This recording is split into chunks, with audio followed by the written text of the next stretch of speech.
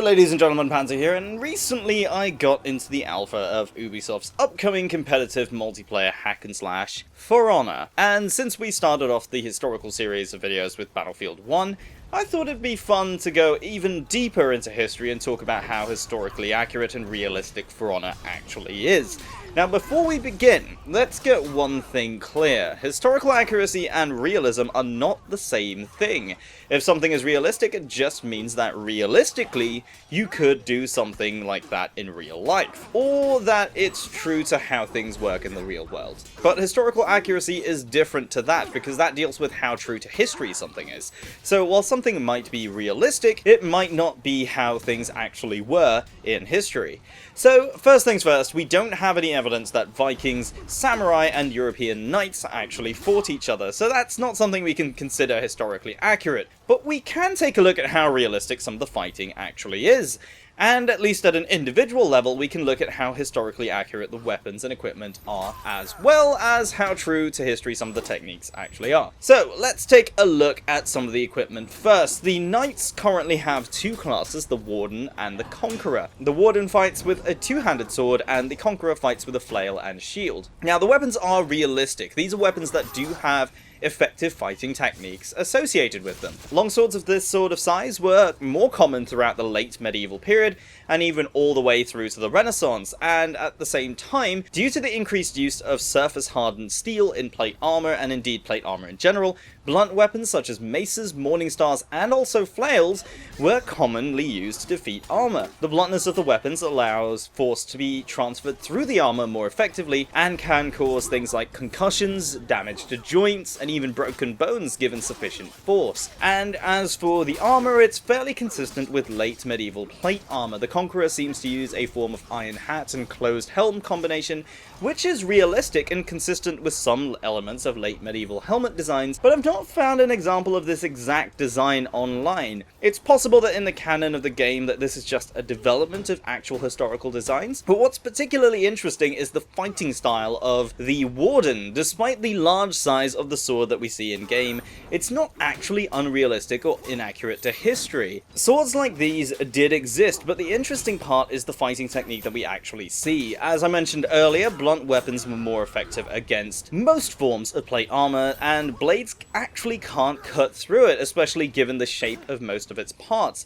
So the fighter would have to target gaps in the armor instead. They would need a way to be very accurate and strike at exposed parts of the enemies. As you can imagine, a large blade on its own is going to prove difficult to aim if you are simply swinging it around like a baseball bat. But instead, what we see the Warden doing is using the sword in a very versatile manner, changing grips and even gripping the blade, a technique known as half-swording, to target areas such as the neck, under the arms, and generally anywhere the armor couldn't cover. But we also see very practical and realistic techniques, such as pommel strikes, and even the infamous murder stroke, where the crossguard of the sword is used like an axe or a hook and is brought down upon the enemy. Now, I don't remember seeing any other game where a large sword like this is used in such an agile way. Normally it's just a wild swing in a wide arc. This does happen in For Honor with the heavy attacks, unfortunately, but I guess it is forgivable since it's still a video game and the light heavy attack is a staple of the hack and slash genre. But even when it does happen, it's not entirely unrealistic, of course, minus the spinning attacks, which look a bit strange from a realism perspective. But let's move on to the Vikings, the stereotypical raiders from Scandinavia who are all fury and brutish might with all the flair and technique of a sledgehammer, right? Well, not exactly, and For Honor does actually treat the Vikings reasonably well. Historically, Viking warriors were all trained to be proficient in fighting techniques from a young age. In the same way the samurai and knights all trained in martial arts as children, so did the Vikings. And the current classes, the Berserker and Raiders, are certainly named according to their stereotypes, but they aren't all simply might and fury. The Raider equipped with a long-hafted axe demonstrates the same weapon agility as the Warden using their giant two-handed sword, striking with the blade, thrusting, and even striking with the reverse end of the axe, the Raider certainly demonstrates proficiency with his weapon. The Berserker, armed with two smaller one-handed axes, is certainly designed to be a more agile class, and this is demonstrated through fast chained attacks and combos, as well as being able to get out of the way more easily. However, this class seems to make use of many jumping and spinning attacks, which in the real world would leave you exposed and off balance, thus making you more vulnerable. But let's talk about the equipment of the Vikings. They're not particularly well armoured, which, while realistic to a degree, is not entirely historically accurate. Often, Vikings are depicted as shirtless berserkers who charge into battle with seemingly nothing but raw bravado to protect them. But in actual history, Vikings did make use of armour and knew how to dress for battle in a way that protected their bodies. They might have been brave warriors, but they certainly weren't stupid. At the same time, axes seems to be the order of the day when it comes to the current lineup of Viking classes, but Vikings were actually proficient in the use of many different weapon types, including sword and shield. But of course, given that this is actually meant to be sort of half of the total amount of classes that will become available upon release, it's possible that we're just not seeing what else might be available. Last but certainly not least are the samurai in For Honor. While they're certainly fearsome warriors in their own right, games and films do often have a habit of overselling the effectiveness of the samurai.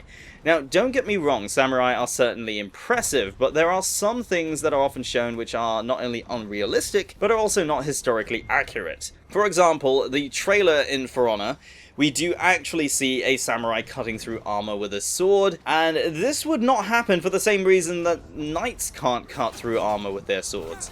The blades would glance off due to the shape of the armor, and the hardness of the armor would prevent it from having much of an effect. The Japanese did have weapons specifically for use against armor, much like the Europeans of the time did as well. The two classes that we see in For Honor's Alpha are the Kensei and the Ōdachi. The Kensei fits the traditional appearance of samurai in classical art. They wear traditional period clothing and wooden armor pieces that were purported to have been used in the early stages of armor development in Japan. And it also includes a Mempo, if that's how you say it, which is a traditional form of facial protection that samurai wore, which covered most of the faces or sometimes just the nose to chin area.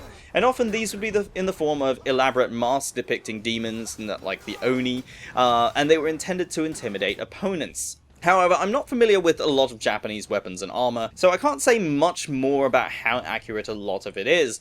One thing that is interesting, though, is that neither of the current classes appear to use a katana. And you might be taken aback hearing me say that, but what we're actually seeing is likely to be a tachi, or in the case of the Kensei, an Ōdachi. And these are, in essence, much larger swords. The Ōdachi supposedly became more popular in the late 14th century and is roughly equivalent to something like a Scottish claymore. They're both ceremonial and practical swords in their own right, and while I don't know if it's necessarily true if samurai did indeed commonly use larger swords in battle, I can say that it does put them into the sort of same level as the Warden class of the knights, since they're similarly fighters using large two-handed swords. In the same way, the Ōdachi, it seems to be using a much larger katana-like sword, and that is more likely to be a tachi. But overall, I've been enjoying For Honor's Alpha. The game is brutal and certainly more difficult than it might initially appear.